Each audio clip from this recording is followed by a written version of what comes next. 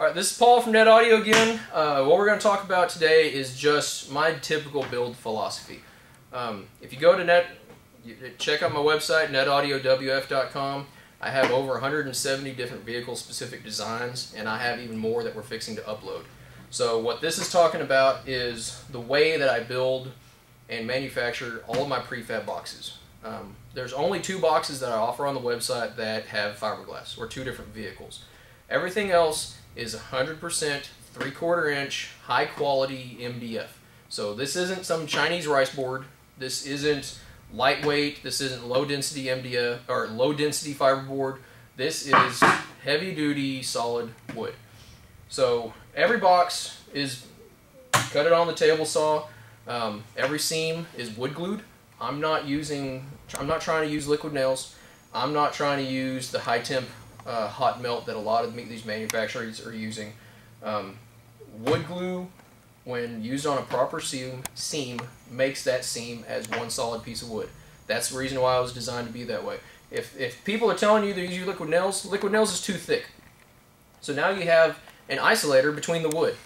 It's not going to glue permanently together. So the only thing that's holding that wood together are the nails, which they will not hold that box. These boxes are bulletproof. In my 10+ years that I've been doing this, I've had one customer come back with a blown seam. One customer. So everything is wood glued and nailed. Nails honestly are just there to hold it together until the glue dries. Then on the inside of the box, everything is caulked on the inside.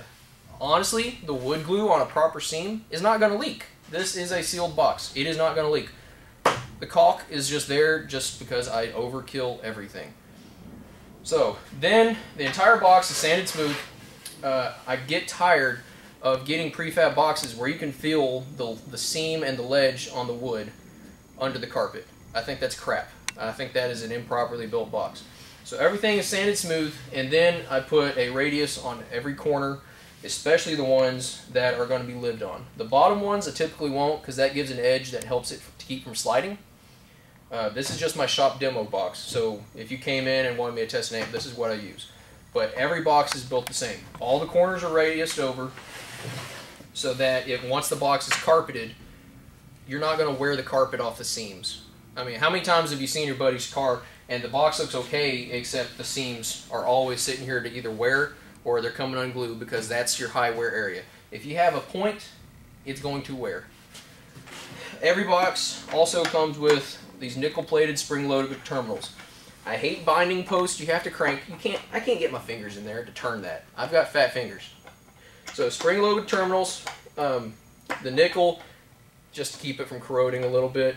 Then on the back side of the wires, if you tell me what subs you're going to run, if you're going to run a sub that's over 500 watts RMS, I'm going to solder on 12 gauge.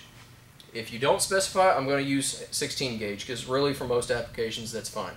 But everything gets soldered onto it, so that way you're not worrying about, if your sub quit working, you're going to pull the sub out thinking your sub's bad. And then how many times does that happen where the stupid spade on the back of this terminal has come undone? So this isn't twisted around it, this isn't a spade, this is soldered on, that's permanent. So that's how I build every box. Now, let's talk about ported boxes. Right now on the website, we don't have an option for a ported box, but I build them for customers all the time. Contact me. Every box on there says if there's anything that you feel like you want to get done, contact me. So send me an email, hit me up on the chat on the website, go to netaudioWF.com. In the bottom right corner there is a chat box. Click on that chat box. If it says I'm away, I'm probably out here making a mess cutting up wood. So leave me a message, leave me your email address, that way I can get back to you. Either that or call me. Feel free to call me. So, ported boxes. This is not some generic off-the-shelf ported box. Your generic ported boxes are typically tuned anywhere from 38 to 42 Hertz. That is way too high. Nowadays, with new music, you've got all the new rap stuff, all the new Skrillex and dubstep stuff. Everybody is in a low bass game.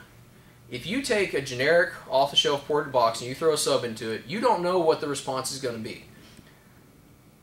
That way, if you play below the tuning frequency of that box, everybody, all my customers, they always stick their hand in front of the port. They always want to feel the air whooshing in and out of the port. When that port is fluttering air like crazy, it's not even doing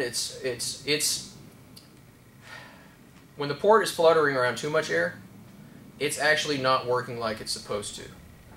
When the port's doing what it's supposed to, yes, there's going to be air coming out, the sub's barely going to be moving. Once you play below that tuning frequency, it really starts to flutter, the sub will start to move in and out really fast. That's when you're going to damage the sub. That's what's called unloading. Whenever you play below the tuning frequency of the box and you push it really hard, the box becomes unloaded, and that's when you lose control of the sub. That's when you're going to lose your power handling. That's when you're going to damage your equipment. So off-the-shelf prefab boxes, yes, they will get louder, but all of my customers will tell me, yeah, the really, really deep stuff cuts out. It gets really quiet. Well, if you push it, that's when you're going to damage it. All of my boxes, I tune them per application. This is an older Infinity sub. Like I said, this is just my demo setup. It's a 250 watt sub, but I can make this sub outperform a couple of 12s in a sealed box because of the way I designed the box. So if you go to netaudioWF.com and you send me a link and say, I've got this car and this sub and I want to do it ported, I take my program right over here. First thing I do is I go into Basebox Pro. I model that sub. So I have the entire specifications for the subwoofer inside the model.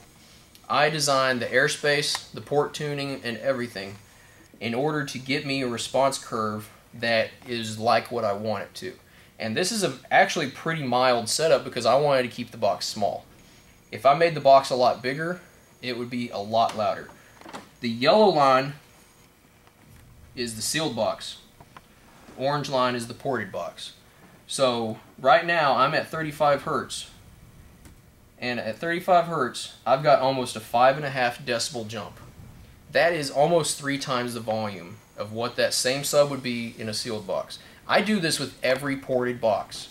So whenever you contact me about doing a ported box and I say there's a surcharge for me to design your ported box, this is what you're paying me to do.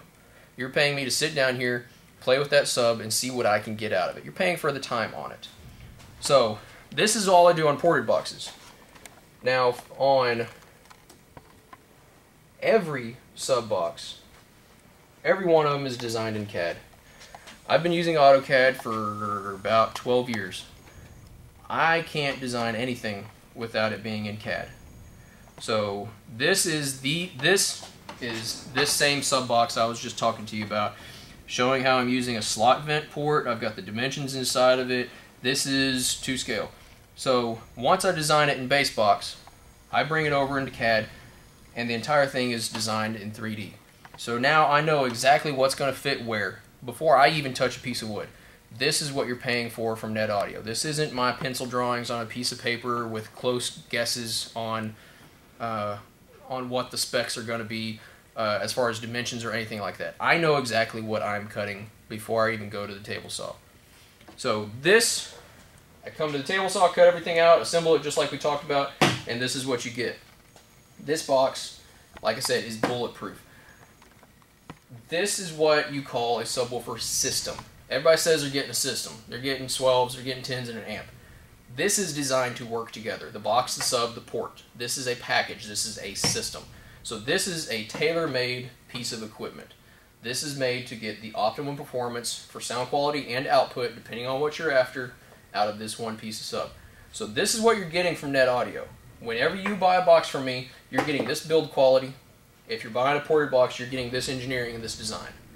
So I tune mine lower, typically 34 to 36, 38 Hertz, in order to protect the sub. The main thing that I watch when I'm on here, the main thing that I watch is cone displacement. I make sure, see, this is the damage zone. I am way down here. Every bit of this is safe. My concern is on your equipment. I don't want you to put your sub in my product and say that it's not performing the way that you wanted it to, or to push it and end up damaging your equipment. This is what the main important thing is. I want to make sure that you can put in any type of music you feel like and play. It takes the fun out of it if you have to worry about it. If you don't get to enjoy it, it has no point. So everything you do in your car stereo is there for fun. This is what makes it worthwhile. So contact me. Like I said, my name is Paul, and this is what you're going to get. You're going to get a good quality, solid box. You're not going to worry about anything failing. You're not going to worry about appearances in years, because the carpet will hold up, and the box will hold up, and your speaker should hold up. So contact me. Just give me a call or get on the website, and you can select your boxes off of there. You will not be disappointed.